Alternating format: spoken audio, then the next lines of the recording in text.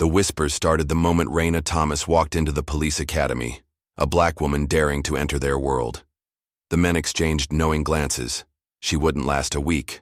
When Cole Ramsey loudly joked about her serving coffee instead of wearing a badge, laughter rippled through the room. They saw only what they wanted to see, an outsider, a quota hire. What they missed was the quiet steel in her eyes, the dog tags hidden beneath her collar, and the promise she'd made over her brother's grave. They had no idea she'd spent years mastering judo while working hospital night shifts. By tomorrow's combat drills, they'd learn exactly who they had underestimated. Just before we get back to it, I'd love to know where you're watching from today, and if you're enjoying these stories, make sure you're subscribed. The early morning sun cast long shadows across the parking lot of the State Police Academy. Raina Thomas pulled her modest sedan into a space, put it in park, and sat motionless for a moment. She closed her eyes, fingers instinctively finding the dog tags hanging from her neck. The cool metal against her skin was grounding. "Today's the day, Kyle," she whispered. At 29, Raina knew she was older than most of the recruits who would be starting today. Her lean frame and composed demeanor belied the storm of emotions swirling inside her. After taking one last deep breath, she grabbed her duffel bag from the passenger seat and made her way toward the imposing brick building. The sign-in area bustled with activity. Young men and women, most in their early 20s, gathered in clusters, their nervous energy palpable. Raina stood out immediately, not just as one of the few black women in the room, but also in her quiet solitude. She approached the registration table with measured steps. "Name?" asked the administrator without looking up. "Raina Thomas." The woman's eyes flicked up, surprise evident in her expression. "Thomas, are you sure you're in the right place?" "This is Police Academy registration." Raina nodded once. "I'm in the right place." A few feet away, a group of male recruits had noticed the exchange. One of them, tall with broad shoulders and a smug expression, sauntered over. His name tag read, Cole Ramsey. "You here to hand out water bottles?" Cole asked, his voice dripping with mock innocence. The question drew snickers from his circle of friends. Raina didn't flinch. She simply signed her name on the registration form, collected her information packet, and walked past them without a word. The laughter followed her like an unwanted shadow. As she found a seat in the back corner of the orientation room, Raina's mind drifted to 3 weeks earlier. She had been standing in the hospital break room, removing her name tag after her final shift as an orderly. 6 years she'd spent there, lifting patients, changing sheets, enduring the occasional verbal abuse. It paid the bills, but each day had felt like treading water. That night, she'd gone home to her small apartment and opened the box she kept under her bed. Inside were Kyle's things, his dress uniform, folded with military precision, a handful of photographs, his dog tags, and a letter he'd written her to be opened only if something happened to him. Something had. Kyle had always told her she should join the force. "You've got the heart for it, Rai," he'd say, "and God knows they need people like you." She'd always laugh it off, but after his death, those words had taken on new weight. The orientation room suddenly fell silent as the door swung open. A woman in her 40s with salt and pepper hair cropped short strode in. Her uniform was immaculate, her posture rigid. "I'm Sergeant Lisa Brent," she announced, her voice filling the room without her having to raise it. "For the next 16 weeks, I will be your primary instructor, your worst nightmare, and possibly, if you earn it, your most valuable ally." Brent's eyes scanned the room, pausing briefly when they landed on Raina. A flicker of something, skepticism perhaps, crossed her features before she continued. "Look around you. Statistically speaking, 30% of you won't make it through this program. Another 20% will quit the force within 2 years. Her gaze hardened. "My job is to make sure those who do make it are worthy of the bop and edge." For the next hour, Sergeant Brent outlined the program's structure, expectations, and rules. When she finished, she announced the first order of business: partner selection. "You will work with your assigned partner for the next 4 weeks. Brent explained. "Choose wisely. Your success often depends on theirs. The room erupted into motion as recruits scrambled to pair up with friends or those who looked physically capable. Raina remained seated, watching as pairs formed around her. No one approached her. A few even made eye contact before quickly looking away. Just as Raina resigned herself to being the odd one out, a young man hesitantly approached her desk. He was shorter than most of the male recruits, with a lean build and thoughtful eyes. "Hey, I'm Eric Liu," he said, extending his hand. "Looks like we're the last ones standing. Partners?" Raina assessed him briefly before accepting his handshake. "Raina Thomas," Eric nodded, seemingly relieved. "Good to meet you, Raina." Their first physical test came that afternoon, a 5-mile run around the academy grounds. The recruits lined up at the starting point, some bouncing on the balls of their feet, others stretching dramatically. Cole Ramsey stood near the front, rolling his shoulders and shooting confident looks at his friends. "This isn't just about speed," Sergeant Brent called out. "It's about endurance. Pace yourselves." When the whistle blew, several recruits, Cole among them, shot forward like sprinters. Raina, meanwhile, settled into a steady rhythm. Eric tried to keep pace with her, but fell behind after the second mile. By mile 4, the field had spread out considerably. Many of those who had started too fast were now walking, hands on their knees. Raina maintained her pace, her breathing controlled, her form efficient. She passed Cole, who was now red-faced and gasping. Raina crossed the finish, lined 5th overall behind 3 men and 1 woman. Sergeant Brent marked her time without comment, but her raised eyebrow spoke volumes. As the sun began to set, the female recruits gathered in the locker room to shower and change. Raina kept to herself, taking a shower stall at the far end. But the walls couldn't block out the whispers. "How'd she finish so fast?" one voice asked. "She probably grew up dodging bullets," another replied with a laugh. "No wonder she can run." Raina turned off the water and wrapped a towel around herself. As she stepped out, the conversation abruptly halted. She didn't say anything, but her gaze met each of theirs in turn, steady and unyielding. One by one, they looked away. Dinner that evening was a mandatory group affair in the academy cafeteria. Recruits clustered at tables, the social hierarchies already forming. Raina sat alone, methodically working through her meal. She wasn't surprised when Eric approached her table, tray in hand. "Mind if I join you?" he asked. She gestured to the empty seat across from her. They ate in companionable silence for a few minutes, before Eric spoke again. "You were impressive today," he said. "During the run," Raina shrugged. "I just kept moving." "It's more than that," Eric insisted. "I don't care what they think. You've got a different kind of focus." For the first time that day, Raina's expression softened slightly. "Thanks, partner." That night, in the quiet of her bunk, Raina dreamed of Kyle. It was always the same dream. Her brother answering a routine domestic call, walking up those apartment steps, not knowing that someone was waiting for him with a gun. In the dream, Raina could see it all happening but could never call out to warn him. She woke with a start, her hand instinctively clutching Kyle's dog tags. The metal was warm from her skin. Outside, the sky was just beginning to lighten. In a few hours, they would begin day 2. The recruits gathered at dawn in the main yard. Some looked bleary-eyed from lack of sleep. Others were clearly nursing, sore muscles from the previous day's run. Sergeant Brent strode to the front, clipboard in hand. "Tomorrow," she announced, "combat drills begin." A ripple of excitement passed through the group. Cole, who was standing near the front, turned to catch Raina's eye. His lips curved into a sneer. "Can't wait to see this," he said, loud enough for those around him to hear. Raina met his gaze evenly, her expression revealing nothing, but inside, a quiet determination burned. She hadn't come this far to be laughed out of the room. Not again. Dawn broke over the academy grounds as recruits filed into the combat training facility. The large room, with its padded floors and mirrored walls, smelled of disinfectant and old sweat. Raina stood with the others, her hair pulled back tightly, her academy-issued workout clothes hanging slightly loose on her frame. Sergeant Brent strode to the center of the room, her presence immediately commanding attention. Behind her, A stocky man with a shaved head arranged practice mats in a large square.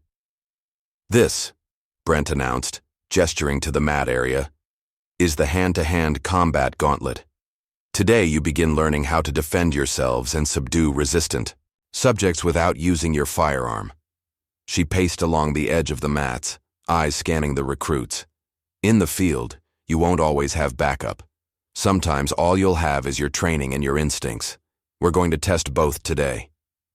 Cole Ramsey rocked back and forth on his heels, barely containing his eagerness. Several other recruits, mostly men, mirrored his enthusiasm. Raina remained still, her expression neutral, though her eyes followed Brent's every move. "You'll be paired for sparring," Brent continued. "Real techniques, real pressure, no pulling punches. The goal isn't to hurt each other, but to learn your capabilities and limitations." She consulted her clipboard. First match, Ramsey and Daniels. Cole stepped onto the mat with a confident grin, facing off against a recruit named Daniels, a former college wrestler with a solid build. The two circled each other briefly before Cole lunged forward with surprising speed. He caught Daniels with a sweeping leg move that sent him crashing to the mat. Before Daniels could recover, Cole had him pinned, arm twisted behind his back. "Yield," Daniels grunted. Cole held the position a moment longer than necessary before, releasing him, rising to his feet with a flourish. He looked around the room, soaking in the impressed murmurs. Sergeant Brent's mouth tightened. "Effective takedown, Ramsey. But next time, show me more control. This isn't a street fight." Cole nodded, but his smug expression remained unchanged as he rejoined the group. Several more matches followed, some quick and decisive, others drawn-out battles of endurance. Eric faced off against a taller recruit and managed to hold his own, through technical skill rather than brute strength. Then Brent called out, "Thomas and Barden." Raina stepped onto the mat, facing Tracy Barden, a muscular woman with close-cropped blonde hair who stood at least 4 inches taller than her. Tracy had been among those whispering in the locker room the day before, and there was a glint of anticipation in her eyes now. "Begin," Brent ordered. Tracy charged immediately, clearly hoping to use her superior size to overwhelm Raina. But at the last moment, Raina sidestepped with fluid grace. As Tracy's momentum carried her forward, Raina caught her arm, pivoted, and used Tracy's own weight against her. In one smooth motion, Tracy found herself flipped onto her back, Raina's knee positioned precisely at her sternum. The entire exchange had taken less than 5 seconds. The room fell silent. Tracy blinked up at Raina, shock evident on her face.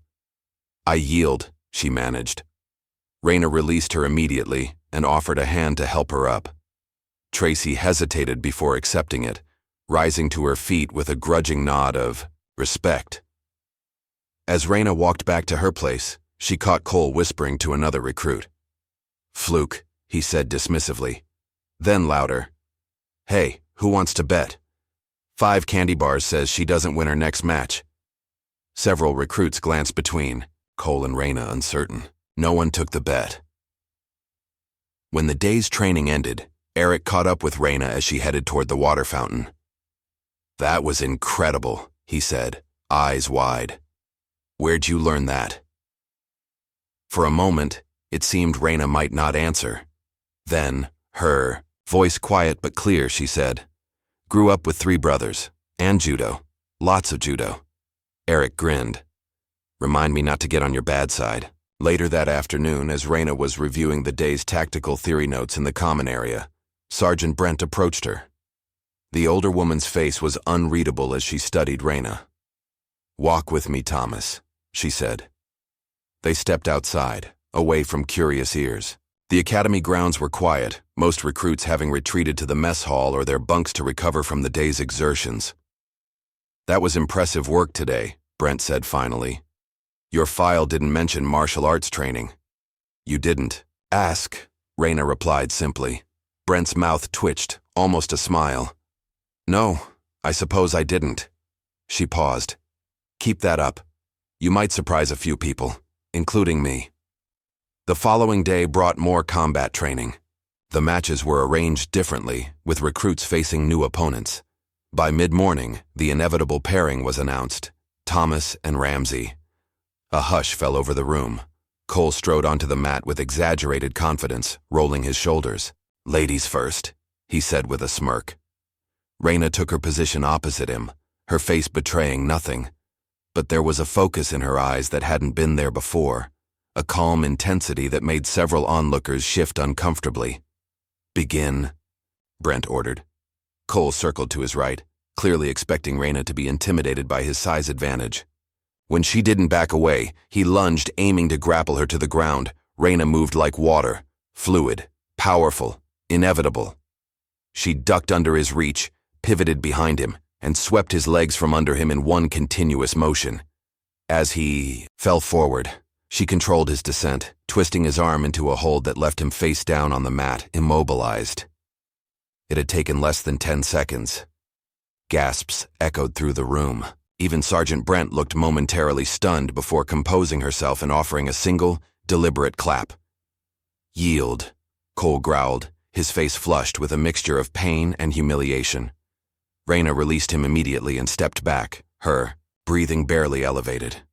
Cole rose slowly, refusing to meet her eyes or those of his friends. For the rest of the day, the atmosphere in the academy shifted subtly. The chuckles that had followed Raina disappeared. Recruits who had previously ignored her now nodded politely when they passed. During the afternoon tactical session, 2 female recruits even asked to sit beside her. That evening, Raina retreated to her bunk earlier than usual. From her small duffel, she removed a framed photograph, a young man in uniform, his smile wide and genuine, his arm around a younger Raina at her college graduation. "Told you I'd do it, Kyle," she whispered, kissing her thumb and pressing it to his image. For a moment, she allowed herself to feel the ache of his absence, the hollow space that his death had left in her life. Then, with careful movements, she returned the photo to its place and zipped the bag closed. Outside in the hallway, voices drifted through the partially open door. "She completely embarrassed him," someone was saying. "Did you see his face?" Cole's never been taken down that fast before, not even by the instructors. Maybe she's not just an affirmative action pick after all. Raina lay back on her bunk, staring at the ceiling. Their words meant little to her. She hadn't come here for their approval or their respect, though the latter might make the coming weeks easier.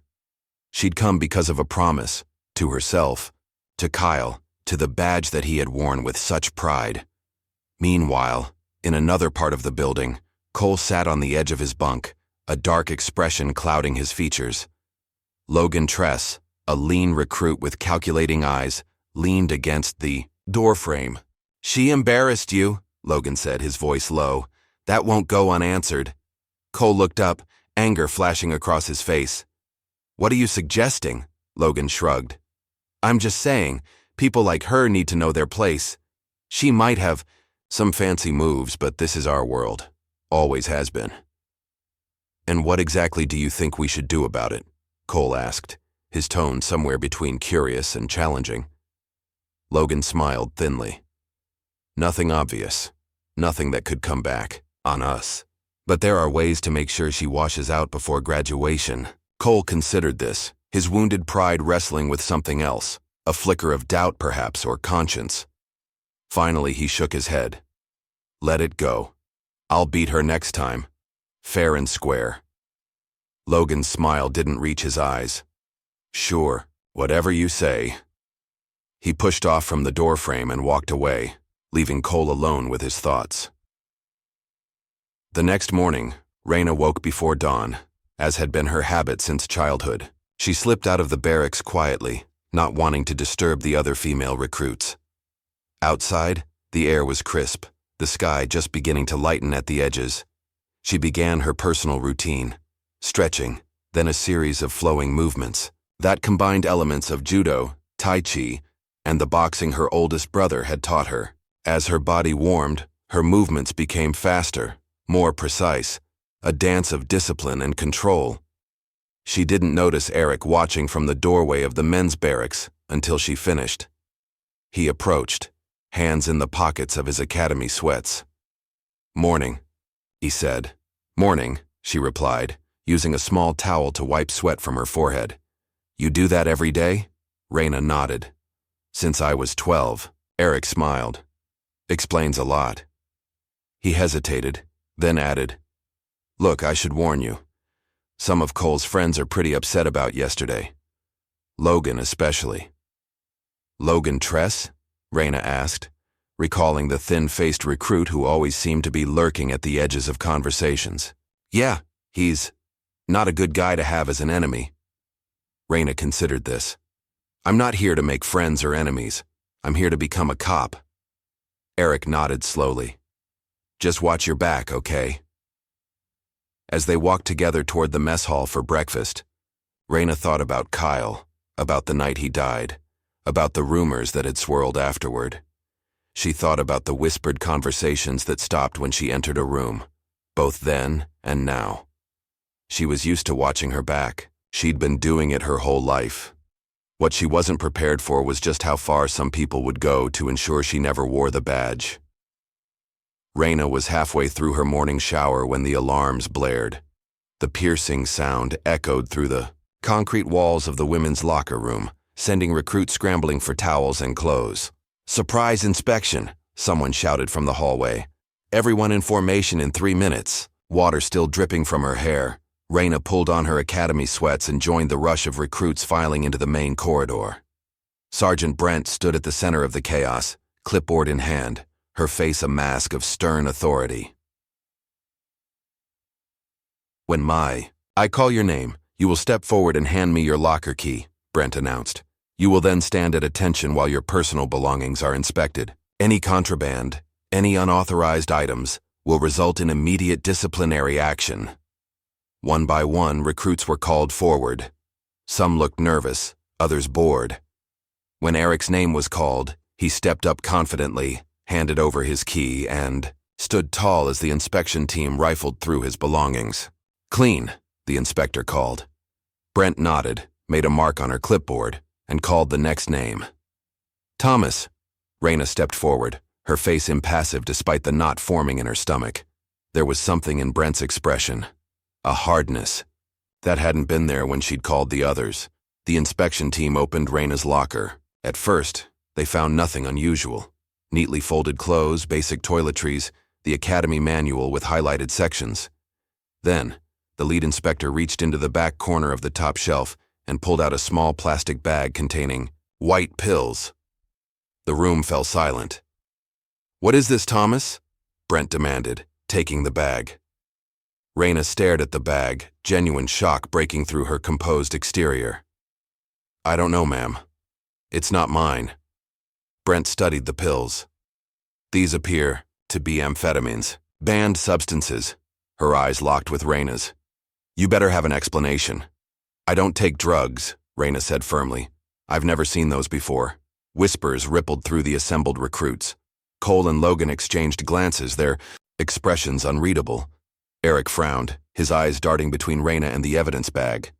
Everyone except Thomas, dismissed, Brent ordered. Return to your regular schedule. As the recruits filed out, some cast sympathetic glances toward Raina.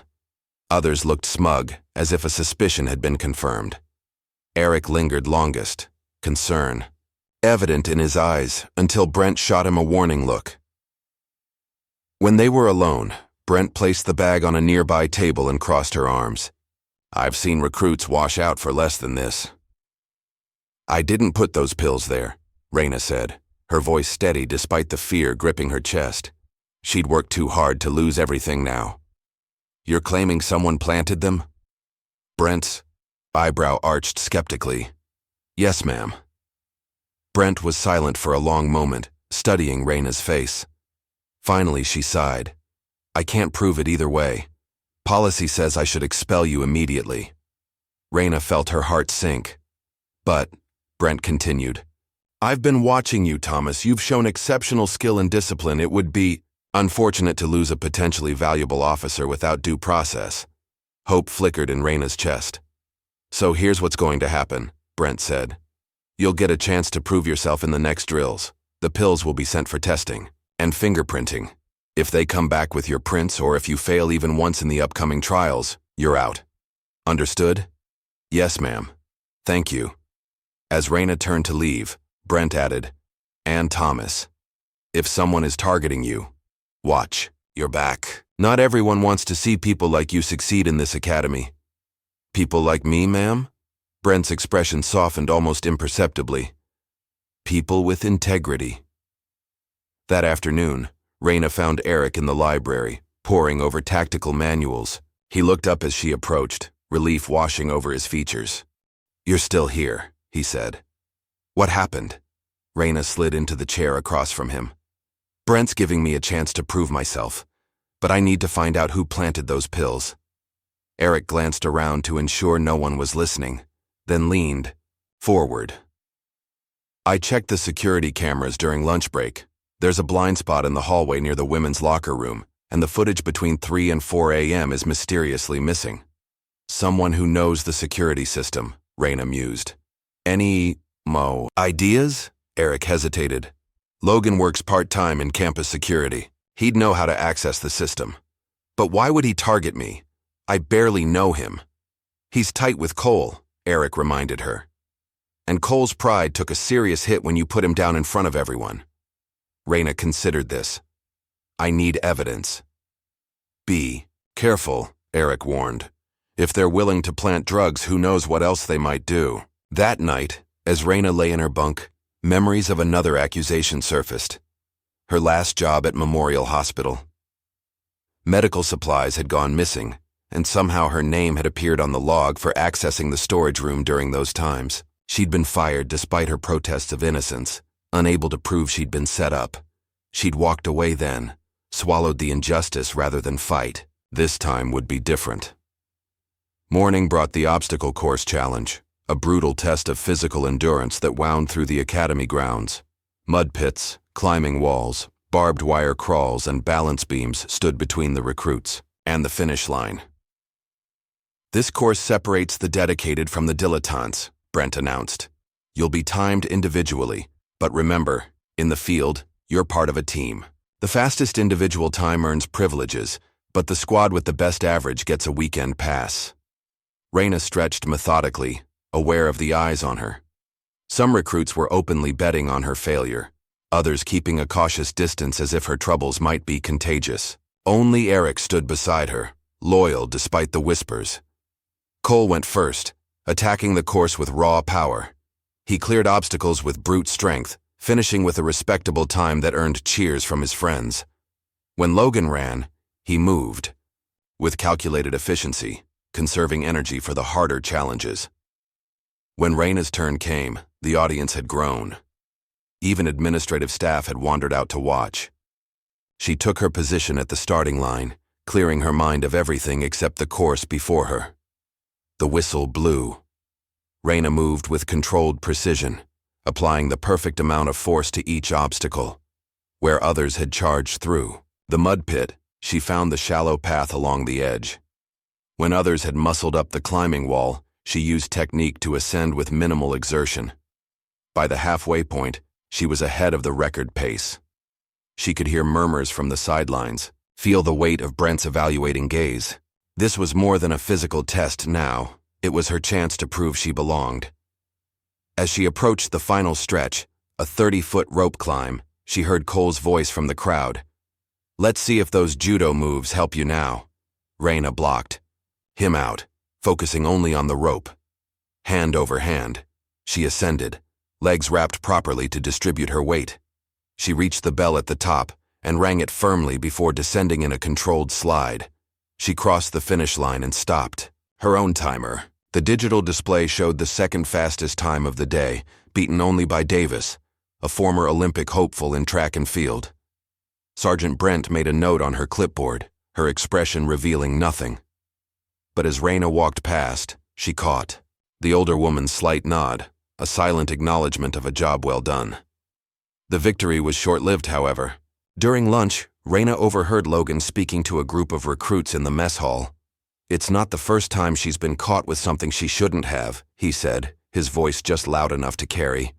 "I have a buddy who works at Memorial Hospital. Said she was fired for stealing medical supplies, probably selling them on the side, or using them herself."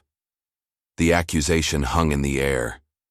Raina felt eyes on her back, the weight of judgment pressing down. She put down her fork, no longer hungry. Later that day, Eric confronted Logan in the men's locker room. The confrontation was brief but intense. "You planted those pills," Eric said, backing Logan against the lockers. "I know it was you." Logan's thin lips curved into a smirk. "Prove it." "I'm going to Brent with what I know." "What exactly do you know?" Logan challenged. "You've got nothing but suspicions. And who's going to believe you? You're just as much of an outsider as she is." Eric's hands balled into fists.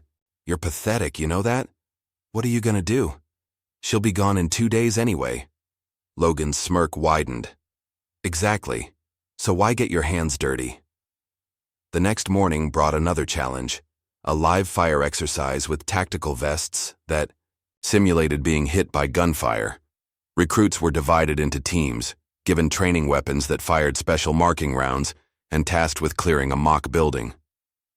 Raina checked her equipment carefully, especially the tactical vest that would register hits during the exercise. Something seemed off about the fit, but before she could investigate further, the call came to take positions. She and Eric were paired with 2 other recruits, Julia Winters and Mark Davis. Their objective was to clear the east wing of the training facility, secure any hostages, and neutralize threats. "Move on my signal," Raina whispered as they approached the first doorway. Her team nodded, falling naturally into her leadership. They entered the first room smoothly, covering all angles. A hostile target popped up, and Raina neutralized it, with a clean shot to the center mass. They proceeded methodically through the next 2 rooms, working with coordinated precision. As they approached the final room, Raina took point position. The moment she stepped through the doorway, a training round struck her chest, except her vest didn't register the hit. Instead, a sharp pain lanced through her ribs as the round struck with unexpected force. She stumbled backward, momentarily, disoriented. "Raina!" Eric called out, moving to cover her. She recovered quickly, completing the exercise despite the throbbing pain in her side. Later, when they turned in their equipment, she examined her vest and found that the protective padding had been partially removed, leaving her vulnerable to the impact of the training rounds. "Someone tampered with this," she told Eric, showing him the altered vest. Eric's expression darkened. "This has gone beyond pranks. This could have seriously hurt you." That evening, Raina made a decision.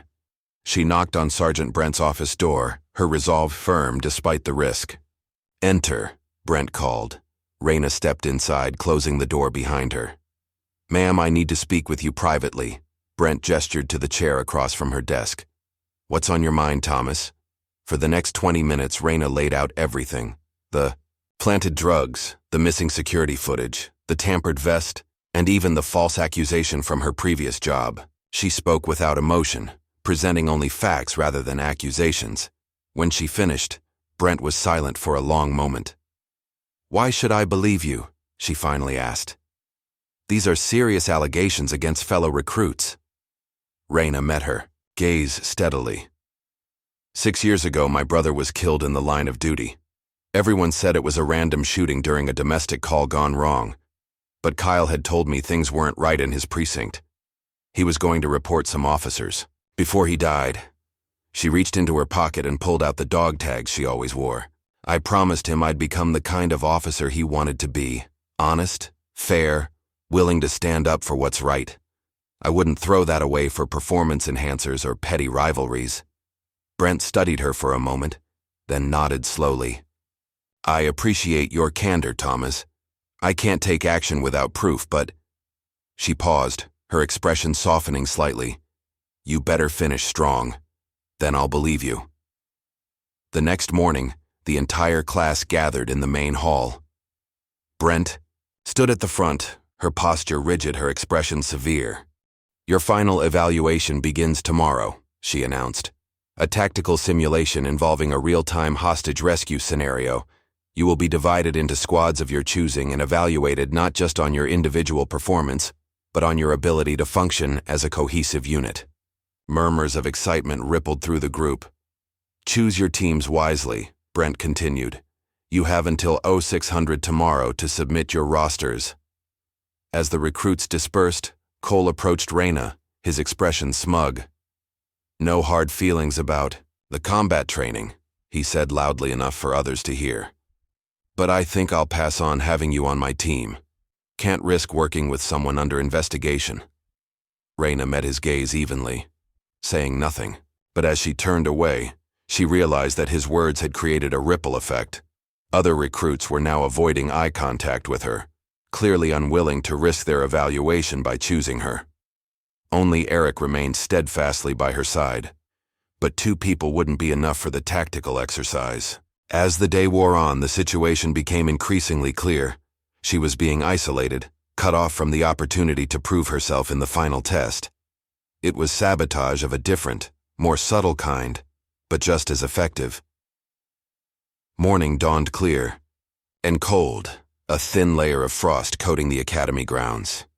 Recruits huddled in small groups outside the tactical training building, their breath forming clouds in the crisp air. The atmosphere was tense with anticipation. The final evaluation would make or break many careers. Sergeant Brent emerged from the building, clipboard in hand. "Time to form your teams," she announced. "When I call your name, step forward with your squad." One by one, recruits organized themselves into teams. Cole moved first, gathering a team of 6, including Logan and several other strong performers. His confident smirk spoke volumes as he glanced toward Raina, who stood alone except for Eric. "Thomas," Brent called. "Your squad?" Raina stepped forward, Eric immediately moving to her side. They stood together, clearly 2 members short of a viable team. Cole's smirk widened. "Let's see what Miss Martial Arts does with half a squad," he whispered loudly to Logan. Then, unexpectedly, 2 more recruits stepped forward to join Raina and Eric. Julia Winters, a quiet, methodical woman who had kept to herself throughout training, and Malik Turner, a former security officer whose steady reliability had earned him respect among the instructors. "We're with Thomas," Julia announced simply. Surprise flickered across Cole's face before he masked it with a dismissive shrug, but Raina caught the uncertain glance he exchanged with Logan. This wasn't part of their plan. With all teams formed, Brent led them into the tactical facility. Inside, a complex maze of rooms had been constructed to simulate an office building. Observers, including several SWAT team members, watched from an elevated platform. "Your scenario," Brent explained, "involves a hostage situation in this office. Complex. Multiple armed threats have taken civilians hostage on different floors. Your objective is to secure all hostages and neutralize all threats with minimal casualties." She pointed to a table laden with equipment. Tactical vests, training, weapons that fired marking rounds, communication devices, and building schematics. You'll be evaluated on decision-making, coordination, threat assessment, and execution. Real SWAT operators will be observing and scoring your performance. This is as close to a real operation as we can make it. Cole's team immediately began, grabbing the best equipment, talking loudly about their strategy. Raina approached the table more deliberately, studying the building schematic first. "Eric, check the comms," she said quietly. "Julia, grab 4 vests. Make sure they're properly padded this time. Malik, I need you on the weapons. Choose for reliability, not firepower." Her team moved with efficient purpose, each focusing on their assigned task. While Cole's squad argued over positions and approach angles, Raina gathered her team in a corner, speaking in low tones. "The schematic shows 3 primary entry points," she explained, pointing to the diagram she'd sketched. "Most teams will go through the main entrance, expecting to find hostages on the upper floors. But look here." She indicated a service corridor. "This gives access to all floors with minimal exposure. It's where I'd secure hostages if I were planning this scenario." "You think they're being held in the maintenance areas?" Malik asked. Raina nodded. "Or nearby. We enter through the southeast service door, move quietly, and clear each floor from the inside out." "What about hand signals?" Eric suggested. "Minimize noise." "Good," Raina agreed. "Julia, you and Malik take point. Eric and I will cover the rear. Questions?" There were none. Her team's confidence in her leadership was absolute. The simulation, began with a briefing.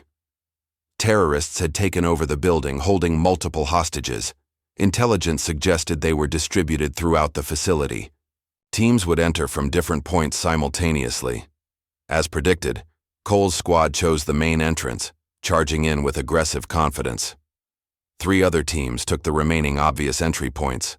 Only Raina's team slipped quietly through the service entrance, unnoticed in the initial chaos. Inside the dimly lit corridor, Raina signaled for silence. They moved like shadows, checking corners before advancing, communicating through practiced hand gestures. When they encountered their first threat, a role player with a training weapon, Julia and Malik neutralized him before he could radio their position. Floor by floor, they cleared sections of the building, discovering hostages in unexpected locations: a supply closet, a break room, the security office. Each was secured and evacuated with quiet efficiency.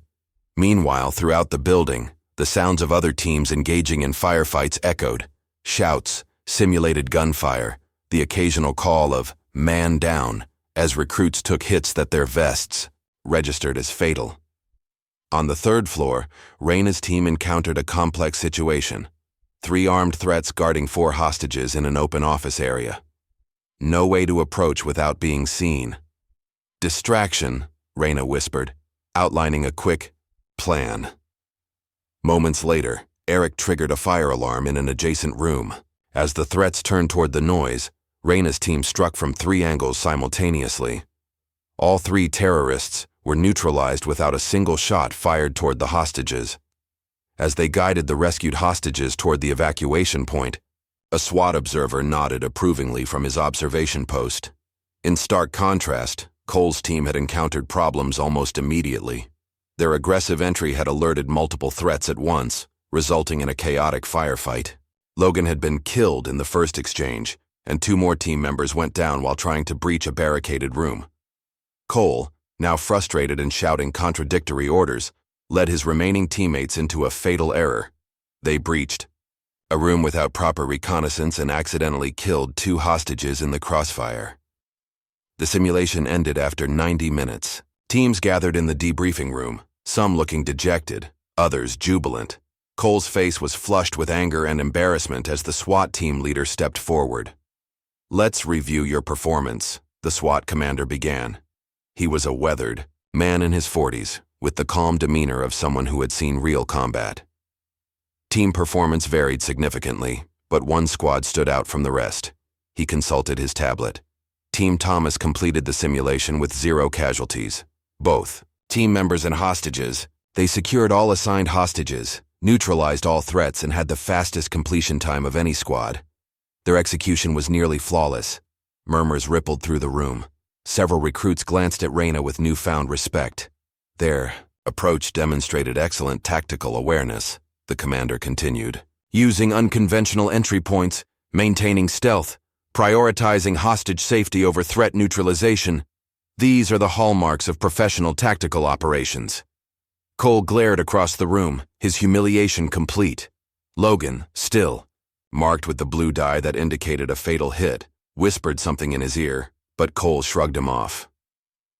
Team Ramsey, the commander addressed Cole's group, showed courage and initiative, but tactical discipline was lacking. 2 hostage casualties is unacceptable in any scenario. In real life, that would be a failed operation, regardless of other objectives achieved. The evaluation continued, with each team receiving detailed feedback. Throughout, Raina's team remained composed, neither celebrating nor drawing attention to their success. When the debriefing concluded, one of the SWAT evaluators approached Raina. "You ever trained before?" he asked. She nodded slightly. "I attended night classes at the West Side Tactical School for 2 years while working night shifts at the hospital." The evaluator looked impressed. "It shows. You have good instincts, not just for the technical aspects, but for leading a team. That's something we can't teach." As the recruits filed out of the facility, Sergeant Brent stood by the door, observing. When Raina passed, Brent motioned for her to wait. Once the others had left, Brent addressed the remaining instructors and evaluators. "I think the rankings are clear after today's performance." She walked to the front of the room, where a whiteboard displayed the recruits' names in order of their overall standing. Taking a marker, she wrote Thomas at the top of the list. "There's one name on the top of the board," she announced, "and she's earned it the hard way." The assembled staff nodded in agreement. Even those who had been skeptical of Raina initially couldn't deny the evidence of her performance. Outside, the news spread quickly. By the time Raina reached the main building, recruits were already discussing the results. Some offered congratulations, others just respectful nods. A few, including Cole's inner circle, remained resentful, but their numbers had dwindled. Eric caught up with her in the corridor. "That was incredible," he said. "The way you read that building layout, how did you know?" Raina allowed herself a small smile. "I've been studying tactical scenarios every night since I got here. Plus, I've worked in enough buildings to know where people hide the important things." As they turned the corner, they nearly collided with Cole, who was storming out of a meeting room. His face darkened when he saw Raina. "This isn't over," he muttered as he brushed past. Eric looked concerned, but Raina remained unfazed. "It is, for him," she said quietly. "He just doesn't know it yet." The graduation ceremony was scheduled for the following afternoon. Recruits spent the morning cleaning their quarters, returning equipment, and preparing for their final assessments. An atmosphere of nervous excitement permeated the academy. Raina was packing her few personal items when Julia knocked on her door. "Duck, squad wanted to thank you," she said, handing Raina a small box. Inside was a tactical watch, simple, durable, exactly what a field officer would need. "You didn't have to do this," Raina said, genuinely touched. Julia shrugged. "You took a chance on us when no one would take a chance on you. We won't forget that." Before Raina could respond, the academy's PA system crackled to life. "Thomas, report to Sergeant Brent's office immediately." Julia raised an eyebrow. "Last-minute pep talk?" "We'll see," Raina replied, though something in her gut told her this wasn't a routine summons. Brent's office door was open when Raina arrived. The sergeant wasn't alone. A man in a crisp suit stood by the window, his back to the door. He turned as Raina entered, revealing a weathered face with intelligent eyes. Black in his early 50s, with the watchful demeanor of someone accustomed to observing rather than being observed. "Thomas, this is Agent Calvin Rhodes," Brent said, her tone formal. "He's from Internal Affairs." Raina felt a momentary flash of concern. Internal Affairs typically investigated police misconduct. What could they want with a recruit who hadn't even graduated? "Please sit down," Rhodes said, his voice deep and measured. Raina took the offered chair, maintaining her composure, despite her confusion. "Sergeant Brent has been keeping me informed of your progress," Rhodes began. "Your performance has been exceptional, particularly in light of the obstacles you've faced." Raina glanced at Brent, who nodded slightly. "You've caught our attention," Rhodes continued. "We're building a task force, and we think you belong on it." The statement hung in the air, unexpected and momentous. Raina struggled to process it. "I don't understand," she finally said. "I haven't even graduated. I have no field experience." Brent leaned forward in her chair. "Sometimes the right person isn't the most experienced. It's the one who sees the job clearly." Rhodes nodded in agreement. "What we need isn't just technical skill or tactical knowledge, though you've demonstrated both. What we need is integrity, the courage to stand alone when necessary." He placed a folder on Brent's desk. "We'd like you to consider joining our team. This would mean a different path than the one you expected. Specialized training, undercover work, investigations that most officers never see." Raina looked down at the folder, then back at Rhodes. "Why me?" "Because you've already proven you can withstand pressure," he replied simply. "And because we have reason to believe your brother's death wasn't as random as it appeared." The words hit Raina like a physical blow. She gripped the arms of her chair, steadying herself. "We're giving you 24 hours to decide," Rhodes said, his tone gentler now. "This isn't a choice to make lightly." As she left Brent's office, the folder tucked under her arm, Raina felt as if the ground beneath her feet had shifted. Everything she'd worked for, everything she thought she knew about her future, had just been rewritten. The familiar weight of Kyle's dog tags hung against her chest, a constant reminder of why she'd come here in the first place. His voice seemed to whisper from memory. If anything ever happens to me, it wasn't just a bad call. Dig deeper, and trust no one. Now it seemed she would have the chance to do exactly that. Raina stood by the window of her dormitory, the internal affairs folder open on the desk beside her. The contents were sparse but significant.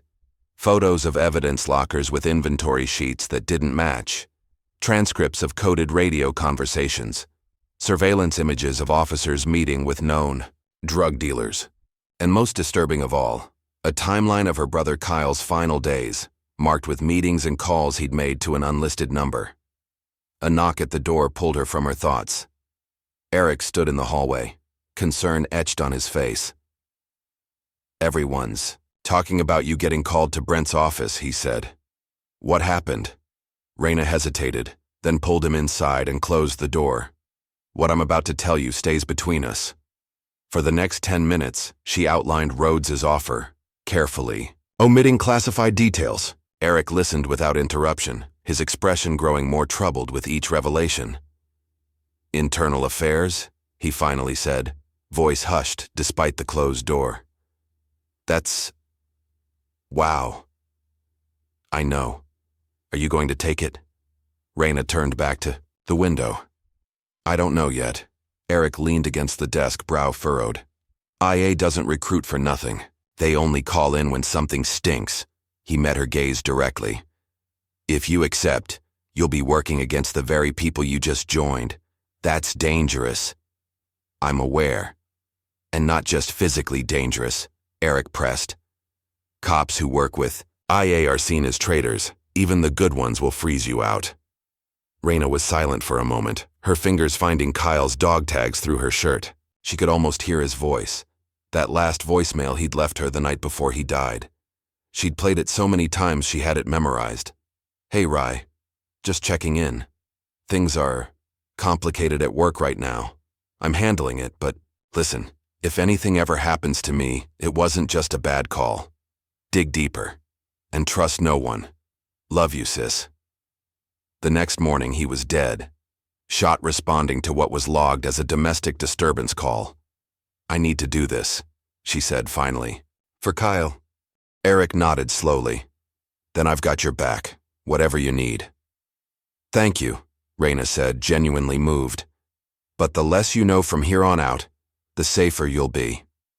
The following morning, Raina reported to Brent's office. Rhodes was waiting, along with another IA officer, a stern-faced woman who was introduced only as Hall. "You've made your decision?" Rhodes asked without preamble. "I'm in," Raina replied, "but I have conditions." Rhodes raised an eyebrow. "Let's hear them." "Full access to all files related to my brother's case, and when this is over, whoever was responsible faces justice. No deals, no quiet retirements." Rhodes and Hall exchanged glances before Rhodes nodded. "Agreed. Now here's your situation."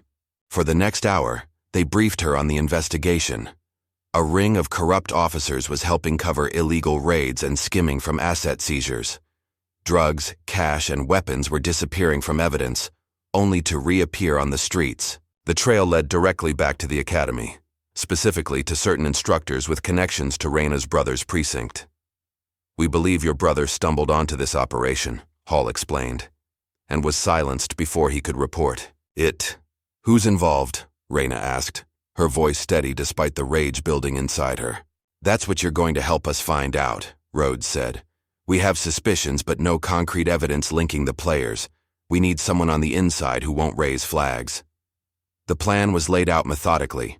Raina would graduate as scheduled, but would be placed on a community outreach patrol in the city's eastern district, an area known for high crime and minimal supervision. Her partner would be none other than Logan Tress. Tress? Raina couldn't hide her surprise. "He was part of the group targeting me during training." "Exactly," Rhodes confirmed. "He's a recent graduate but already showing signs of involvement. He's been seen with officers we suspect are part of the ring. Your history with him provides the perfect cover. No one will question why you two don't get along." Raina absorbed this information, already calculating angles and approaches. "And my mission? Observe. Record. Gather evidence," Hall said, sliding a small device across the table. It looked like an ordinary cell phone. "This has been modified for our purposes. Audio recording, secure communication, GPS tracking that only we can access." "What about Eric Liu?" Raina asked. "He was my partner during training. He'll ask questions if I'm suddenly paired with Logan." "Liu is clean," Rhodes assured her. "We've vetted him thoroughly.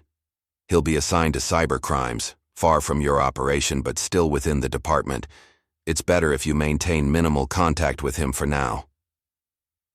The graduation ceremony that afternoon was a blur of blue uniforms, polished badges, and proud families. Raina stood tall as Brent pinned the badge to her chest, the sergeant's eyes communicating a silent message of respect and caution. No one from Raina's family was present. Her mother had passed 3 years earlier, and with Kyle gone, there was no one left to cheer her name. But as she scanned the audience, she spotted Rhodes standing at the back, his presence a reminder of the real battle ahead. After the ceremony, as new officers mingled with family and friends, Cole approached her unexpectedly. His expression was unreadable. "Congratulations, Thomas," he said stiffly, extending his hand. Raina shook it cautiously. "You too, Ramsey." "We're headed to different precincts," he continued. "You got East Side, I heard." "That's right. Tough neighborhood." There was something in his tone. Not quite a threat, but a suggestion. "Watch yourself out there. Not everyone will have your back." Before she could respond, he walked away, joining a group of graduates that included Logan, who shot her a cold glance. 3 days later, Raina reported for her first shift at the East Side precinct. The station was older than the academy, with cracked linoleum floors and flickering fluorescent lights. The desk sergeant, a heavy-set man named Wilkins, barely looked up as he handed her assignment sheet. "You're with Tress today," he said, jerking his thumb toward the break room. "Car 17. Logan was waiting by the coffee machine, already in uniform. His expression soured when he saw her. "Of all the rookies they could pair me with," he muttered. "Trust?" "Me, I'm not thrilled either," Raina replied, playing her part. Their patrol area covered 6 blocks of mostly residential streets, dotted with convenience stores and small businesses struggling to survive.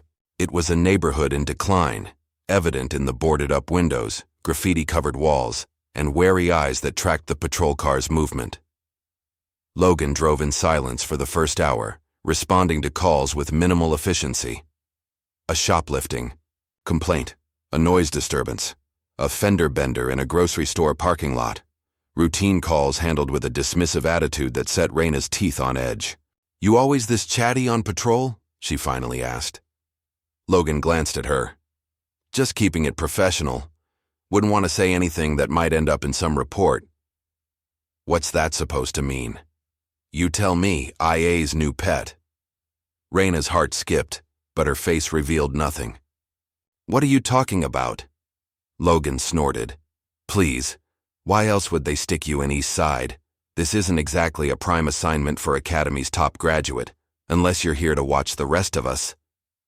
"I'm here because I requested community." "Patrol," Raina lied smoothly. "I want to work where I can make a difference, not write parking tickets downtown." "Right," Logan drawled. "St. Thomas, here to save the neighborhood." Before she could respond, the radio crackled. "Car 17, we've got a disturbance at 1845 Maple, apartment 3C. Neighbor reports possible domestic." Logan grabbed the radio. "Car 17 responding." As they drove toward the address, Raina felt a chill. That had nothing to do with the air conditioning, a domestic call, just like the one that had taken Kyle's life. The apartment building was a dreary 5-story walk-up with peeling paint and a security door that had long since stopped locking. They climbed to the 3rd floor, hearing the shouting before they reached apartment 3C. Logan pounded on the door. "Police, open up!" The shouting stopped abruptly. After a moment, The door opened to reveal a middle-aged black woman with a split lip and the beginning of a bruise around her left eye. "Everything's fine, officers," she said quietly. "Just a little disagreement." Behind her, a man sat on the couch, his posture tense, eyes bloodshot. "We don't need any cops here," he called. "She fell, that's all." Raina stepped forward. "Ma'am, we'd like to talk to you separately if that's all right." The woman hesitated, glancing back at the man. "It's fine, Denise," he said, his casual tone, belied by the warning in his eyes. "Tell them what happened." Logan sighed impatiently. "Look, we can stand here all day or you can tell us what's going on so we can get back to real police work." Raina shot him a sharp look before turning back to the woman. "Ma'am, would you step into the hallway with me for a moment?" Once outside, the woman, Denise, seemed to deflate, leaning against the wall. "It's not what you think," she began. "I think someone hit you," Raina said gently, "and I think you're scared." Denise's eyes welled with tears. "He'll kill me if I say anything. He knows people." "What people?" "Cops," Denise whispered. "He's got friends on the force. Last time I called, they took him outside, laughed with him, and left. Then it got worse." Raina felt sick. "I can help you. There are shelters, resources." "No," Denise cut her off, wiping her eyes. "No reports, no shelters. I tried that road before." Inside the apartment, Logan was chatting with the boyfriend, their tones surprisingly cordial. When Raina re-entered with Denise, Logan stood. "All set? Seems like a misunderstanding." "We should file a report," Raina insisted. Logan rolled his eyes. "For what? She said she fell." "That's not what she told me." "It's fine," Denise interjected quickly. "Really, officers, I did fall. Clumsy of me." The boyfriend, Todd, Raina had learned from Denise, smiled. "See? Just like I said. Thanks for checking, though." He turned to Logan. "Say hi to Jenkins for me. Tell him we're still on for poker Friday." Logan nodded. "Will do." Back in the patrol car, Raina couldn't contain her frustration. "We're just leaving? That woman is clearly being abused." "She doesn't want help," Logan said dismissively, "and we've got real crimes to deal with. Domestic violence is a real crime. Look, rookie, you'll learn quick that you can't save everyone. Some people don't want saving." He glanced at her. "And some cops don't need your judgment. Jenkins is a good officer." Raina made a mental note of the name. Jenkins, connected to both Logan and the abuser. Another thread to pull. The rest of the shift passed with similar incidents. Logan dismissing civilian concerns, making crude comments about affirmative action when Raina tried to be thorough, laughing off violations that should have resulted in citations or arrests. That evening, alone in her new apartment, Raina documented everything in her encrypted IA file. Logan's behavior, the Jenkins connection, the way certain calls were handled differently than others. A text from Rhodes arrived just after midnight. "Progress?" Raina replied simply, "Following threads." The next 3 weeks fell into a pattern. Days spent with Logan, observing his selective enforcement and the network of friends he seemed to have throughout the precinct. Nights spent documenting, researching, connecting dots. During a particularly quiet midnight shift, Logan brought the patrol car to a stop behind an abandoned warehouse. "Bathroom break," he announced, exiting the vehicle. Instead of heading for the building, however, he walked to the back of the lot where another patrol car was parked, its lights off. Raina watched through the side mirror as Logan spoke with the officers, something exchanging hands. When he returned 15 minutes later, his mood was noticeably improved. "Let's swing by Mason Street," he said. "Got a tip about some activity there." "What kind of activity?" "The kind we get paid to stop," he replied vaguely. They turned down Mason, a street lined with vacant storefronts. Logan pulled to a stop in front of a boarded-up convenience store and killed the lights. "Stay here," he ordered. "Keep the engine running." "Protocol says we stay together," Raina objected. "Protocol is for rookies who don't know any better." His tone hardened. "Stay in the car." As soon as Logan disappeared around the back of the building, Raina slipped out of the patrol car. Moving silently along the shadows, she positioned herself where she could observe without being seen. Logan met two men behind the store. One handed him a small envelope. The other opened the trunk of a car, revealing what appeared to be several weapons. Raina's phone, the modified one from Rhodes, captured everything. Back at the station, as their shift ended, Logan seemed almost friendly. "Not bad today, Thomas. Maybe you're learning after all." "Just doing my job," she replied neutrally. "Yeah, well." He hesitated. "Look, this job isn't always by the book. Sometimes you gotta bend the rules to get things done. The sooner you understand that, the better." It was the closest thing to an olive branch he'd offered. Raina recognized it for what it was: a test, a tentative invitation into his world of compromised ethics. "I'll keep that in mind," she said carefully. The next day, while Logan was in a meeting, Raina used her access card to enter the evidence room under the pretense of filing paperwork from a recent arrest. The room was empty, except for a drowsy clerk who barely acknowledged her presence. Moving through the rows of shelved evidence, she noted several discrepancies between the logs and the actual items stored. A box that should have contained 3 kilos of cocaine held barely 1. A weapons seizure from a gang raid was missing 2 handguns. Most concerning was what she found in the basement, a hidden storage area behind a maintenance door containing unlogged weapons and cash, all confiscated, none officially documented. That night she met Rhodes in a 24-hour diner 20 miles outside their jurisdiction. "It's bigger than we thought," Rhodes said after reviewing her findings. "The evidence you've collected suggests this operation has tendrils throughout the department." "And my brother?" Raina asked. Rhodes slid a file across the table. "Based on the connections you've uncovered, we've been able to reconstruct his last few weeks." Kyle was investigating Jenkins, the same officer Logan mentioned. Jenkins is connected to at least 3 other officers, all of whom have unusual financial activity. So Kyle was killed because he was getting too close. "That's our working theory," Rhodes confirmed. "But we need more. Solid evidence that will stand up in court." 2 days later, Raina received a text from Eric asking to meet. They hadn't spoken much since graduation, both busy with their new assignments. She agreed to coffee at a shop halfway between their precincts. Eric looked tired. His usual energy dimmed. He glanced around nervously before speaking. "I need to tell you something," he said, voice low. "My supervisor's been asking me to alter some reports. Evidence logs from drug busts, mostly. Changing timestamps, inventory numbers." Raina kept her expression neutral despite her racing heart. "What did you do?" "I did it once," Eric admitted, shame evident in his voice. "I didn't know what it was for, but now more officers are involved. The pressure's getting worse. I'm scared, Raina." She reached across the table, squeezing his hand. "Document everything. Names, dates, exactly what they asked you to change. But don't confront anyone." "What's going on?" he asked. "This isn't normal rookie hazing, is it?" "No," Raina confirmed. "It's not, but I can't tell you more right now, just be careful." As she left the coffee shop, Raina's phone buzzed with a message from Rhodes.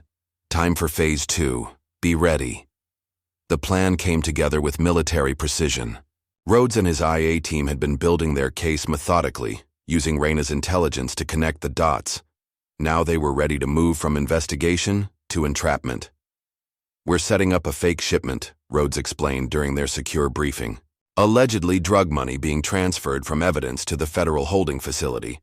The trap is to see which officers show up to intercept and reroute it."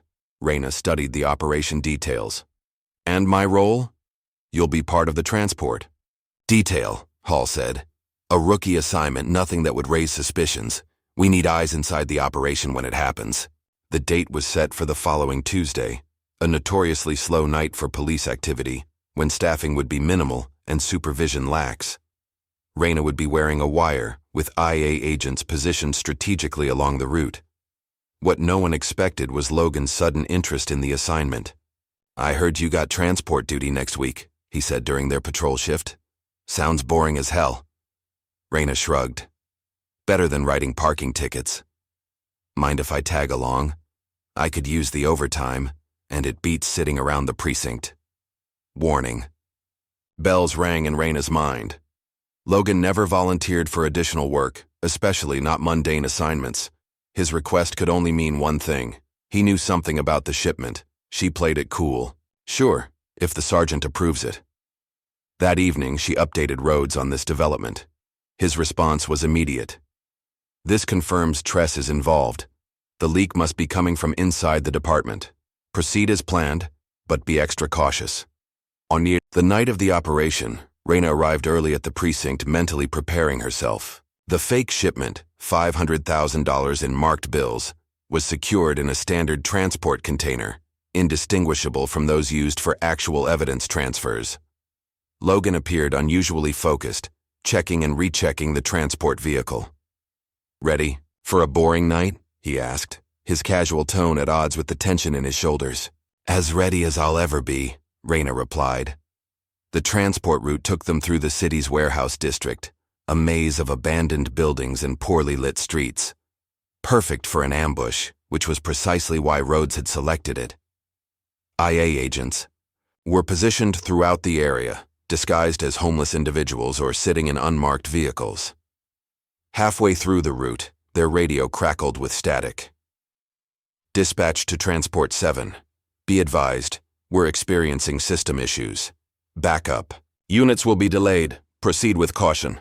Logan exchanged a glance with Raina. "Convenient timing. Should we wait for the system to come back online?" she asked, testing him. "Negative. We stick to the schedule." There was an edge to his voice now, anticipation barely concealed. As they turned down a particularly desolate street, lined with empty loading docks, Logan suddenly hit the brakes. "Did you see that? Movement by the east entrance." Before Raina could respond, headlights flooded their vehicle from behind. 2 SUVs had boxed them in, cutting off any escape route. "Stay in the car," Logan ordered, reaching for his weapon. But instead of taking a defensive position, he stepped out with his hands raised as if he'd been expecting this interruption. Raina activated her wire with a subtle movement, then followed him out, hand on her holster. 4 masked figures emerged from the SUVs, weapons drawn. "Police! On the ground!" one shouted, though the command made no sense. They were already police. "Officers." "It's just us," Logan called. "Where's Jackson?" One of the masked men stepped forward. "Change of plans. Jackson couldn't make it." Something in the voice made Raina freeze. Despite the mask, she recognized the speaker immediately. Cole. In that moment, everything clicked into place. Cole wasn't just part of this, he was leading it, and he thought the money was real. "You're not just a recruit," Cole said bitterly, turning toward Raina. "You were sent here to bring us down." She pulled her weapon, years of training kicking in automatically. "Police officer, drop your weapons." Cole laughed, the sound hollow behind his mask. "Really? You're outnumbered, rookie." "Am I?" Raina asked, her voice steady. Cole's eyes narrowed. Then, with a sudden movement, he fired at the streetlight above them, plunging the area into darkness. Gunfire erupted as Raina dove behind the transport vehicle for cover. Through the chaos, she caught glimpses of movement, Cole's team spreading out, trying to flank her position. She returned fire strategically, aiming to disable rather than kill. A figure appeared at her side, Logan. For a heartbeat, she expected him to shoot her. Instead, he grabbed one of the masked officers who had circled behind them, wrestling him to the ground. "Federal agent," Logan shouted, pressing his knee into the man's back. "You're under arrest." The revelation hit Raina like a physical blow. Logan wasn't corrupt. He was undercover, just like her. In the distance, sirens wailed as Rhodes and his team moved in. Cole, realizing the trap, attempted to flee, but found his escape route blocked by IA agents emerging from their hidden positions. "Drop it, Ramsey," Rhodes commanded, his weapon trained on Cole. For a tense moment, it seemed Cole might choose to go down fighting. Then, slowly, he lowered his weapon. "You crossed the line when you stole from Kyle Thomas," Logan said, his voice carrying in the sudden quiet. He turned to Raina. "I've been working this case for 8 months. Your brother was my training officer. Before he died, as the scene was secured, officers in handcuffs, evidence being collected, Rhodes pulled Raina aside. "There's something you need to know," he said, his expression grave. "Your brother wasn't killed randomly. We've confirmed he was murdered by fellow officers after threatening to go to internal affairs with what he'd discovered." Despite having suspected it, hearing the truth spoken aloud hit Raina with devastating force. She walked away from the scene, needing a moment alone. In the parking lot of the warehouse, she finally allowed the grief she'd been holding back to surface, tears flowing freely as she leaned against a concrete wall. Footsteps approached. Sergeant Brent, who had arrived with the backup units. "I couldn't tell you," Brent said softly. "We needed your genuine reactions throughout training to maintain your cover." "You knew? All along?" Brent nodded. "Rhodes recruited me 3 years ago, after I reported misconduct in my previous precinct. When your application came across my desk, with your brother's name in your history, we saw an opportunity." She placed a hand on Raina's shoulder. "You gave him the justice no one else could." As dawn broke over the city, Cole was escorted to a waiting cruiser, his hands cuffed behind his back. He paused as he passed Raina, his face bruised from the struggle, his eyes filled with a mixture of hatred and something else, perhaps respect. "You're just like your brother," he said, his voice low. "Too noble for this job." Raina watched as the cruiser pulled away, carrying the man who had once mocked her, then tried to destroy her, and ultimately had underestimated her at every turn. The fight wasn't over. There would be trials, testimonies, more corruption to uncover. But in this moment, standing in the growing light of a new day, Raina felt the weight of her promise to Kyle shift from a burden to a purpose fulfilled. She touched the dog tags at her neck and whispered, "It's done."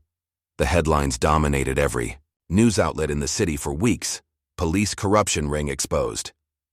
12 officers arrested in evidence theft scheme. Internal Affairs sting operation uncovers years of misconduct. The State Police Academy found itself under intense scrutiny. Classes were temporarily suspended as federal investigators descended upon the campus, reviewing records, interviewing staff, and reassessing training protocols. Sergeant Brent was placed on administrative leave pending the investigation, though. Her cooperation with Internal Affairs would eventually clear her name. Raina watched it all unfold from a distance. Rhodes had moved her to a secure location immediately after the arrests, concerned about potential retaliation from officers connected to the corruption ring, but not yet identified. Her days were filled with debriefings, paperwork, and preparation for the upcoming trials. 3 weeks after the sting operation, Raina was finally allowed to return to her apartment. It felt strange to be back, like stepping into a life that belonged to someone else. She spent the first night reorganizing, cleaning, trying to reclaim the space as her own. A knock at her door the following morning revealed Eric, holding 2 coffee cups and wearing a tentative smile. "Thought you might need this," he said, offering her one of the cups. Raina accepted it gratefully, stepping aside to let him in. "How did you know I was back?" Rhodes told me. "Said you might appreciate a friendly face." They sat at her small kitchen table, the morning sunlight streaming through the blinds. For a few minutes, neither spoke, content to sip their coffee and adjust to this new reality. "They're fast-tracking me for detective training," Eric finally said. "With all the vacancies in the department, they need people they can trust." "You deserve it," Raina replied sincerely. Eric shook his head. "I don't know about that. I almost gave in, you know, when they pressured me to alter those reports. If you hadn't been there." He trailed off, staring into his coffee. "If you didn't believe in me, I would have quit. You're stronger than you think. So are you." He met her gaze. "What happens now? For you, I mean." It was a question Raina had been asking herself repeatedly. "I'm not sure yet. There are still debriefings, testimonies. The trials won't start for months." "And after that?" Before she could answer, her phone buzzed with a message from Rhodes. "Meeting at HQ, 2 p.m., decision time. The Internal Affairs headquarters." occupied 2 floors of an unremarkable office building downtown. No signs identified its purpose. Visitors needed clearance and an escort to access the elevators. It was a place designed to protect secrets. Rhodes met Raina in a conference room where maps and photographs covered one wall, the ongoing investigation expanding beyond the initial arrests. "The department is in chaos," he began without preamble. "Recruits, sergeants, even top brass are under investigation. The academy is under federal review. We've only scratched the surface of how deep this goes." Raina studied the wall of evidence. "How many more are involved?" "At least 20, maybe. More. The network extends to 3 other precincts and possibly the DA's office." Rhodes sighed, rubbing his eyes. "Which brings me to why you're here. We need you, Thomas. Full-time, permanent position with internal affairs." The offer wasn't unexpected, but hearing it formally gave Raina pause. She thought of Kyle, of the path that had brought her here. "We need people like you," Rhodes continued. "Brave enough to wear the badge and question it too. This won't be the last corruption scandal, and when the next one comes, we need officers with integrity leading the investigation." "I'm honored," Raina said carefully, "but I need to think about it." Rhodes looked surprised. "I thought this was what you wanted, to finish what your brother started." "It was. It is." Raina struggled to articulate the conflict she felt. "But I didn't become a cop just to police other cops. I wanted to help people before they're failed by the system." That afternoon, Raina drove to the cemetery where her mother was buried. The small plot was well maintained, spring flowers blooming around the simple headstone. Beside it, a newer marker bore Kyle's name. Kneeling in the grass, Raina unclasped the dog tags from around her neck and placed them gently against her brother's stone. "I kept my promise," she whispered. "He didn't die for nothing." A soft breeze rustled the nearby trees, the only answer in the quiet sanctuary. On her way back from the cemetery, Raina's phone rang. The caller ID showed Sergeant Brent's name, the first contact since the operation had been revealed. "Thomas," Brent said when Raina answered. "Got time to meet?" They agreed on a small diner away from police hangouts. Brent was already seated when Raina arrived, looking both tired and relieved, the weight of secrecy finally lifted from her shoulders. "You've caused quite the upheaval," Brent said, as Raina slid into the booth across from her. "Not exactly what I had in mind when I applied to the academy." "No?" Brent raised an eyebrow. "Somehow I think it's exactly what you had in mind." They ordered coffee, the familiar ritual creating a momentary sense of normalcy in their upended lives. "I've been reinstated," Brent announced, "cleared of any wrongdoing and put in charge of rebuilding the academy's training program." "Congratulations." "Don't congratulate me yet. It's a massive undertaking." Brent took a sip of her coffee. "Which is why I need good people. People who understand what went wrong and how to fix it." Raina looked up, sensing where this was leading. "I'm offering you a position," Brent confirmed. "Co-lead a new program to train and screen ethical recruits. Focus on integrity and accountability from day one." "I'm not qualified to be an instructor," Raina objected. "I just graduated." "Sometimes the best teachers are those who've seen the system at its worst and still believe it can be better." Brent leaned forward. "Rhodes told me you're hesitating on his offer. Think about mine instead. At IA, you'd be reacting to corruption after it happens. With me, you could prevent it from taking root in the first place." The idea resonated with something deep in Raina's core, a chance to reshape the institution, from the inside out, to build something better than what had failed her brother. "I'll consider it," she promised. 2 days later, a letter arrived at Raina's apartment. The return address was the county jail where Cole was being held awaiting trial. She almost threw it away unopened, but curiosity won out. Inside was a single page of lined paper, covered in neat handwriting. "Thomas, I don't expect forgiveness or understanding. What I did was wrong and I accept the consequences. But there are things you should know. I joined the force because of your brother. He spoke at my high school career day years ago. He talked about integrity, about making a difference. I believed him. Wanted to be like him. Then I got to the precinct and saw how things really worked. The corners everyone cut.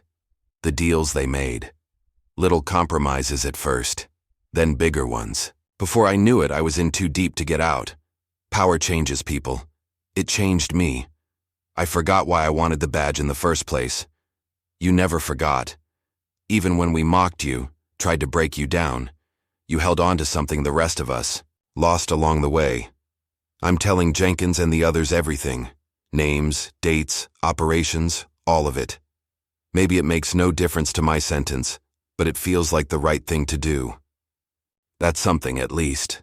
Cole Raina read the letter twice before setting it aside. There was no satisfaction in Cole's confession, no sense of triumph. Only the sobering reality of how easily principles could be corrupted, good intentions, twisted. That evening, she called Rhodes and declined his offer. The following morning, she accepted Brent's. 6 months later, the academy reopened with a completely overhauled curriculum. Ethics training was no longer a single-day lecture, but integrated into every aspect of the program. Psychological screening had been enhanced, and a direct line to internal affairs was established for recruits to report concerning behavior. On the first day of classes, Raina stood beside Brent as new recruits filed into the orientation room. They were a diverse group, more women, more people of color, more varied backgrounds than previous classes. Each face held the same mixture of nervousness and determination that Raina remembered feeling herself. As the last recruits found their seats, a young black woman approached the sign-in table, her hand shaking slightly as she reached for the pen. Raina recognized the anxiety in her posture, the uncertainty in her eyes. "You're in the right room," Raina said, walking over. Relief washed over the recruit's face. "Thank you, ma'am." "Officer Thomas," Raina corrected gently. "And you are?" "Williams. Andrea Williams." Raina nodded. "Welcome to the academy, Williams. It's going to be challenging, but worth it." Andrea hesitated, then asked, "Are you the one who took down half the department?" For the first time in months, Raina smiled without reservation. "No," she replied. "I'm the one who rebuilt it." 1 year after the corruption scandal broke, the State Police Academy stood transformed. The physical buildings remained the same, brick structures arranged around a central yard. But everything else had changed. New leadership, new curriculum, new standards. At the center of this transformation were Sergeant Brent and Officer Raina Thomas, whose unlikely partnership had bridged the gap between old guard and new vision. Together, they had implemented reforms that were already being adopted by academies across the state. Ethics drills were now conducted alongside physical training. Recruits faced scenarios designed to test not just their tactical knowledge, but their moral compass.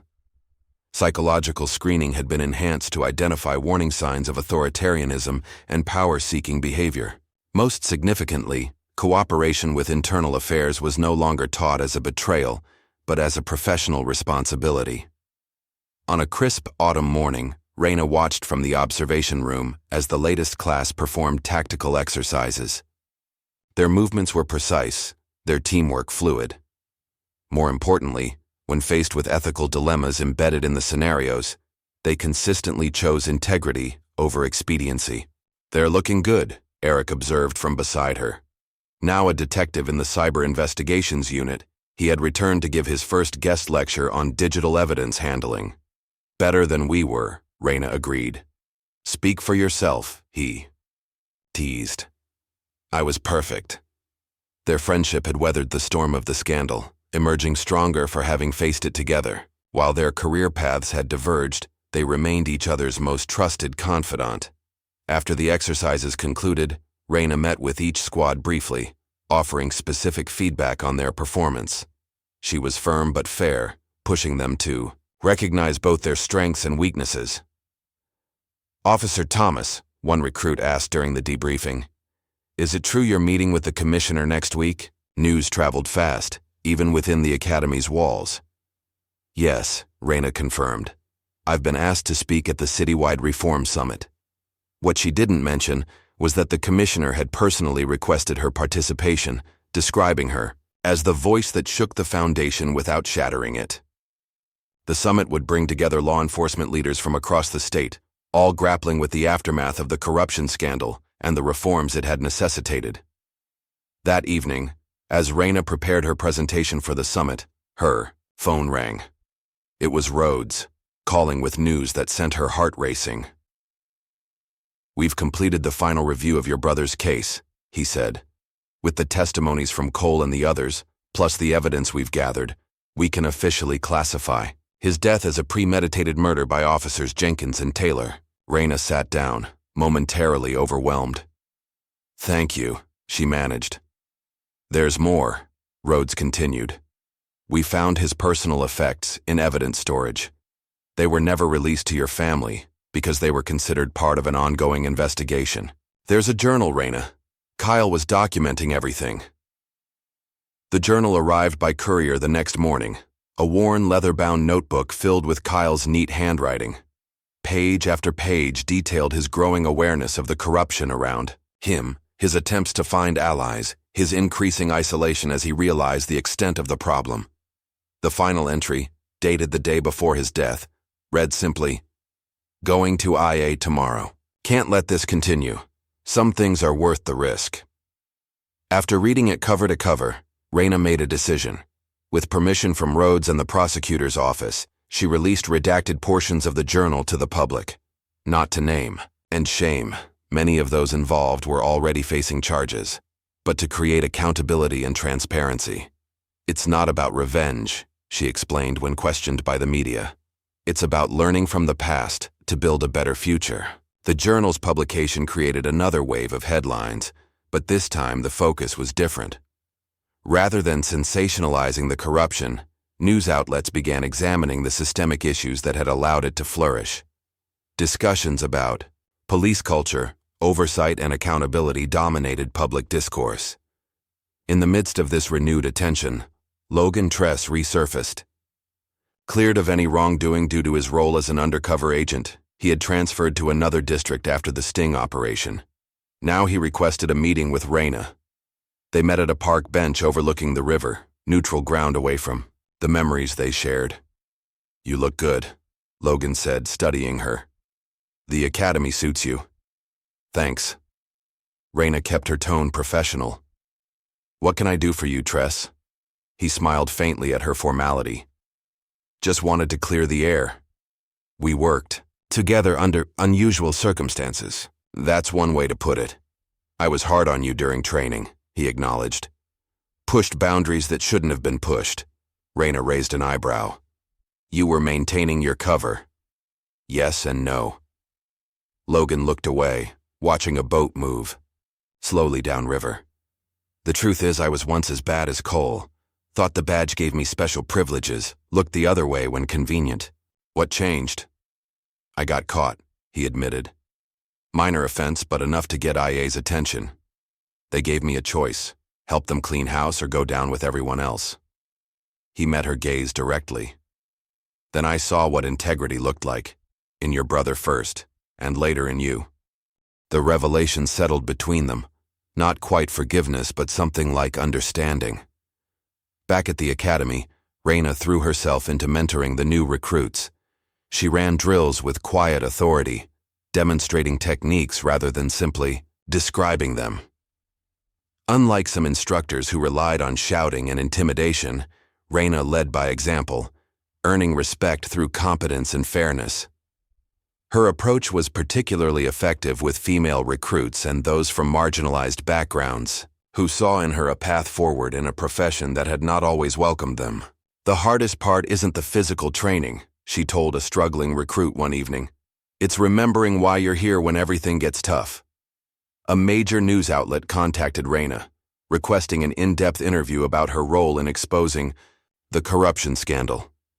The producer promised primetime coverage, a chance to tell her story nationwide. After careful consideration, Raina declined. "I didn't do this for headlines," she explained to a disappointed Brent. "I did it for Kyle." Instead, she channeled her energy into refining the academy's programs, ensuring that each graduating class was better prepared than the last, not just in tactics and procedures, but in the moral courage required to wear the badge with honor. 3 months later, Raina received an unexpected call from the commissioner's office. A ceremony was being planned to update the Academy's Hall of Honor, and Kyle Thomas's name would finally be etched alongside other officers who had died upholding their oath. "Sergeant Brent suggested we surprise you with the announcement during the ceremony," the commissioner's assistant explained. "She thought you might appreciate it." On the day of the ceremony, Raina stood in her dress uniform, watching as new names were added to the memorial wall. When Kyle's name was revealed, she maintained her composure, though her heart swelled with a bittersweet mixture of pride and grief. Afterward, as the crowd dispersed, a clerk from the administration office approached her. "Officer Thomas, we found this in the Academy archive during the reorganization. It was marked for you." He handed her a sealed envelope, yellowed with age. Inside was a letter, the handwriting immediately recognizable as Kyle's. "Raina, if you're reading this, something's happened to me. I've left this with the Academy secretary just in case. Call it paranoia or precaution, but recent events have me concerned. I'm investigating something bigger than I initially realized. I can't put details here, but if I don't make it, promise me you'll keep asking questions, the right ones to the right people. You were always stronger than me, Rai, more stubborn, more principled. I used to tease you about it, but the truth is I've always admired that about you. Don't lose it. The system needs people like you, people who won't bend when it matters most. Make the system remember you. Love always." Kyle. Raina carefully refolded the letter, tucking it into her pocket. After a moment of quiet reflection, she walked to her office in the Academy's administrative wing. On her desk sat 2 objects side by side, her police badge and Kyle's dog tags. She placed her hand over both, feeling the weight of all they represented: sacrifice, justice, the ongoing work of building something worthy of the oath they had both taken. With renewed purpose, she stood and straightened her uniform, ready to face the new cadets waiting in the training yard. "You're not here to look tough," she would tell them as she did every class. "You're here to do what's right, even when no one claps." And in that moment, standing between her past and future, Raina Thomas knew she was exactly where she needed to be. Have you ever wondered what courage looks like when it stands alone against a corrupt system? If Raina's journey of integrity inspired you, hit the like button and subscribe for more stories of ordinary heroes facing extraordinary challenges.